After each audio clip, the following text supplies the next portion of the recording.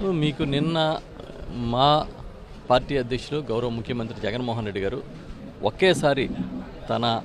అభ్యర్థులందరినీ ప్రకటించి ఇది నా టీం, రేపు ఎన్నికలకు వెళ్తా ఉన్నాం వెళతాం అని ప్రకటించిన దమ్ము ధైర్యం మీరు చూశారు. ఆపసోపాలు పడుతూ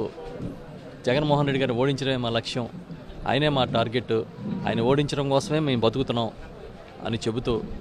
అన్ని పార్టీలని కలుపుకుంటూ పడిగాపులు పడి ఆట మోడీ గారి దగ్గర నుంచి పవన్ కళ్యాణ్ గారి దగ్గర నుంచి అన్ని పార్టీలని కలుపుకుని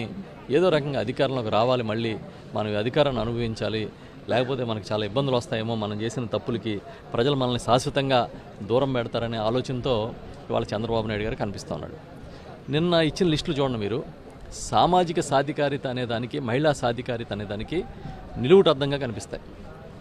2019లో ఇచ్చిన సీట్లే చాలా ఎక్కువ సీట్లు ఇచ్చారు